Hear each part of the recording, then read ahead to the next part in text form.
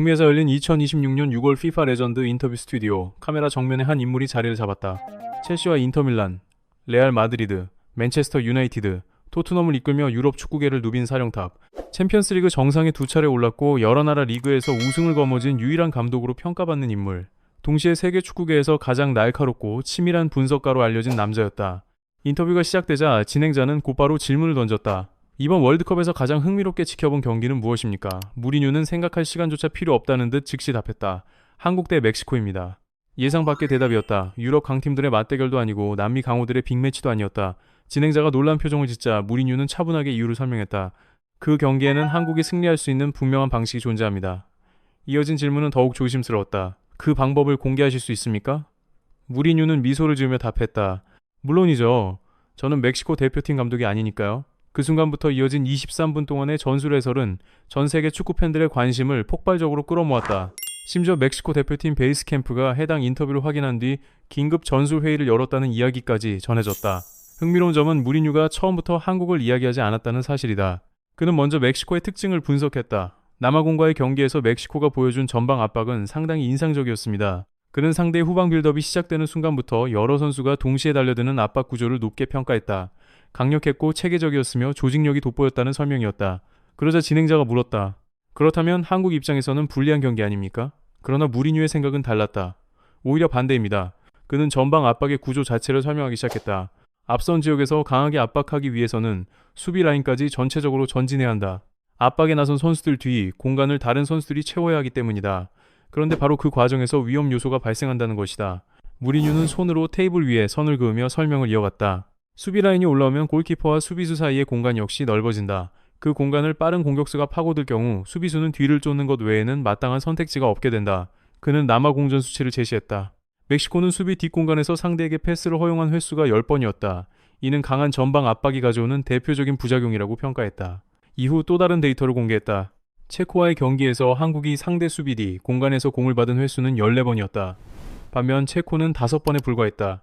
숫자만 비교해도 차이는 뚜렷했다. 한국은 상대 후방 공간을 적극적으로 활용하는 팀이다. 반대로 멕시코는 압박을 위해 뒷공간을 내주는 성향을 가진다. 무리뉴는 잠시 말을 멈춘 뒤 의미심장하게 말했다. 이 두 가지가 만나면 결과를 어느 정도 계산할 수 있습니다. 하지만 그의 분석은 여기서 끝나지 않았다. 전술 구조를 설명한 뒤 그는 실제로 그 전략을 실행할 수 있는 선수들의 이름을 언급했다. 한국이 상대 뒷공간 공략을 성공시키려면 반드시 두 요소가 필요합니다. 첫 번째는 침투를 완성할 공격수. 두 번째는 그 움직임을 정확하게 읽고 공을 전달할 패스 공급자였다. 그리고 무리뉴는 단호하게 말했다. 한국은 그 두 가지를 모두 갖추고 있습니다. 그가 가장 먼저 언급한 이름은 손흥민이었다. 무리뉴의 입에서 그 이름이 나오자 인터뷰 현장의 분위기는 눈에 띄게 달라지기 시작했다. 무리뉴는 자신의 경험을 근거로 이야기를 이어갔다. 저는 토트넘을 지휘하던 시절 손흥민과 직접 함께했습니다. 그렇게 이 선수가 경기장에서 어디까지 해낼 수 있는지 누구보다 잘 알고 있습니다. 그는 잠시 생각을 정리하듯 말을 멈춘 뒤 손흥민의 능력을 수치로 설명했다. 손흥민의 최고 질주 속도는 시속 34.7km. 그러나 무리뉴는 곧바로 고개를 저었다. 진짜 중요한 건 최고 속도가 아닙니다. 그가 강조한 것은 가속 구간이었다. 움직임이 없는 상태에서 최고 스피드에 도달하기까지 필요한 시간은 3.1초. 반면 수비수가 상황을 인지하고 위치를 조정하며 대응 방향을 선택하는 데 걸리는 시간은 3.4초라는 설명이었다. 차이는 불과 0.3초. 하지만 무리뉴는 바로 그 0.3초가 승부를 결정한다고 말했다. 손흥민은 늘 상대 수비보다 0.3초 먼저 빈 공간에 도착한다는 것이다. 특히 멕시코가 수비 라인을 높인 상태라면 상황은 더욱 치명적이다. 그 순간 손흥민이 움직이기 시작하면 수비진은 이미 늦습니다. 따라잡기 어렵습니다. 이어 그는 체코전 자료를 예로 들었다. 체코 수비수들이 공을 가진 손흥민만 경계한 것이 아니라는 점이었다. 공이 없는 상황에서도 수비 블록 전체가 손흥민의 움직임을 의식하며 방향을 바꾸었다. 한국이 시도한 뒷공간 침투는 20차례, 그 가운데 10번이 성공으로 이어졌다. 그리고 그 성공 장면의 절반 이상은 손흥민이 만들어낸 움직임과 공간 활용에서 비롯됐다고 분석했다. 이후 무리뉴는 또 다른 이름을 꺼냈다. 오형규였다. 그의 목소리는 이전보다 조금 더 강해졌다. 이 선수를 낮게 평가해서는 안 됩니다. 무리뉴는 손흥민과 오형규의 스피드 유형이 완전히 다르다고 설명했다.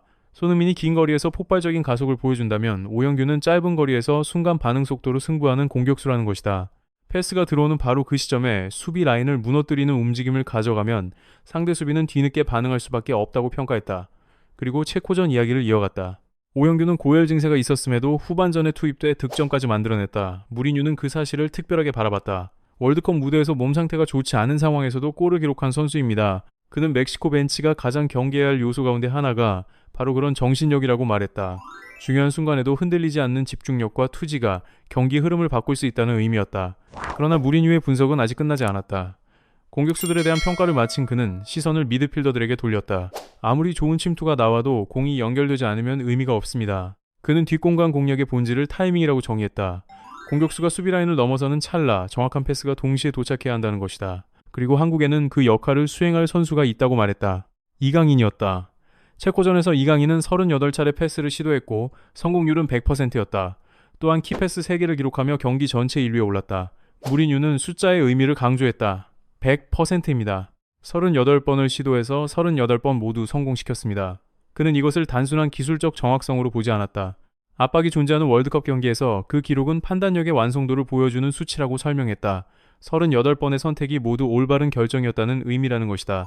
만약 이강인이 손흥민의 움직임을 읽고 정확한 순간에 패스를 찔러 넣는다면 멕시코 수비진은 대응하기 어려워진다. 여기서 무리뉴는 추가로 2명의 미드필더를 언급했다. 이재성과 황인범이었다.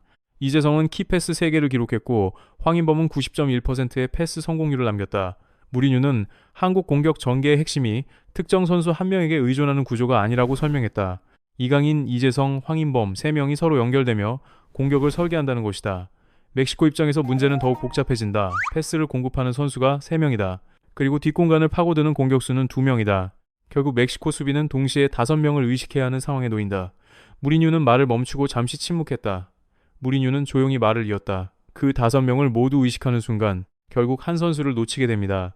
그리고 곧바로 이름을 말했다. 그 선수는 손흥민입니다. 인터뷰가 끝을 향해 가던 시점이었다. 진행자는 마지막 질문을 던졌다. 감독님께서 보시기에 한국이 가장 크게 활용할 수 있는 변수는 무엇입니까? 무리뉴의 답변은 망설임이 없었다. 세사르 몬테스의 결장입니다. 그는 멕시코 수비진의 핵심인 센터백 세사르 몬테스를 언급했다. 신장 195cm의 장신, 수비수인 그는 남아공전에서 레드카드를 받아 한국전 출전이 정지된 상태였다. 무리뉴는 자신이 감독이라면 가장 먼저 계산할 요소가 바로 이것이라고 강조했다. 설명은 계속 이어졌다. 멕시코의 강한 전방 압박이 제대로 작동하려면 수비라인 역시 높은 위치까지 올라와야 한다. 그렇게 전진한 뒤 뒷공간이 발생하면 남은 수비수들이 즉시 커버에 나서야 한다. 그리고 그 과정에서 가장 중요한 역할을 맡는 선수가 중앙 수비수라는 것이다. 몬테스가 빠지면 커버 플레이의 속도와 판단력 모두 영향을 받을 수 있습니다. 무리뉴는 그렇게 말하며 수비 조직 전체에 균열이 생길 가능성을 언급했다. 그리고 의미심장한 미소를 지었다. 그 틈으로 손흥민이 침투한다면 결과는 단순해집니다. 그가 내놓은 결론은 명확했다. 멕시코 골키퍼와 1대1 상황입니다. 진행자는 다시 한번 핵심을 물었다. 그렇다면 한국의 승리를 예상하십니까? 하지만 이번에는 무리뉴도 즉답하지 않았다. 잠시 생각한 뒤 천천히 입을 열었다. 축구는 원래 예언하는 스포츠가 아닙니다. 그러나 이어진 한마디는 강한 확신을 담고 있었다. 다만 한국이 후방 공간을 노리는 전술을 90분 내내 흔들림 없이 실행한다면 멕시코 수비에는 반드시 균열이 발생합니다. 문제는 그 틈이 생기느냐가 아니라 언제 드러나느냐라는 것이었다. 그리고 인터뷰 마지막 순간 무리뉴는 가장 중요한 이름을 다시 꺼냈다. 손흥민이 건강한 상태라면 그 균열을 결정적으로 무너뜨릴 선수 역시 손흥민입니다. 지금까지의 분석을 정리하면 흐름은 분명했다. 멕시코는 공격적으로 압박하는 과정에서 수비 뒤 공간을 허용한다. 한국은 바로 그 공간을 집중적으로 공략하는 팀이다. 손흥민은 그런 상황에 최적화된 침투 능력을 보유하고 있다. 오영규의 순간 폭발력은 또 하나의 위험 요소다. 여기에 이강인, 이재성, 황인범이 만들어내는 패스 공급이 더해진다. 그리고 멕시코 수비의 중심축이었던 세사르 몬테스는 경기에 나설 수 없다. 이 모든 요소가 19일 과달라 스타디움에서 동시에 맞물린다. 물론 한국의 불리한 조건도 존재한다. 8만 관중의 일방적인 응원, 해발 1571m 고지대 환경, 개최국이 누릴 수 있는 여러 이점들이다. 그러나 무리뉴는 그런 요소보다 숫자가 보여주는 사실에 더 주목했다. 수비 뒷공간 패스, 수신 횟수 14대 10, 수비라인 돌파 성공 10차례, 이강인의 패스 성공률 100%, 손흥민의 가속시간 3.1초, 수비수 반응시간 3.4초, 그는 숫자는 감정을 갖지 않는다고 말했다. 관중의 함성도 알지 못하고 홈 어드밴티지도 고려하지 않는다. 오직 계산만 존재한다는 것이다. 그리고 그 계산의 마지막 지점에서 무리뉴가 다시 꺼낸 이름, 손흥민. 체코전에서는 득점도 없었고 공격 포인트도 기록하지 못했다. 그러나 경기 속 수많은 공간은 그의 움직임에서 시작됐다. 이제 그 움직임은 멕시코를 상대로 다시 이어진다. 이번에는 그 움직임이 골이라는 결과로 연결될 가능성도 존재한다. 세사르 몬테스가 빠진 수비진, 높게 올라온 수비 라인, 비어있는 후방 공간, 그리고 시속 34.7km의 속도로 질주하는 한 명의 공격수. 무리뉴는 마지막까지 같은 결론을 유지했다. 손흥민이 건강하다면 그 균열을 무너뜨릴 선수는 손흥민입니다. 어쩌면 많은 축구 팬들은 이미 그 답을 알고 있었는지도 모른다. 승부의 순간 가장 먼저 떠오르는 이름, 바로 손흥민이다. 이번 분석이 흥미로우셨다면 댓글로 여러분의 예상 스코어와 경기 전망을 남겨주시기 바랍니다. 앞으로도 깊이 있는 축구 이야기와 전술 분석으로 찾아뵙겠습니다.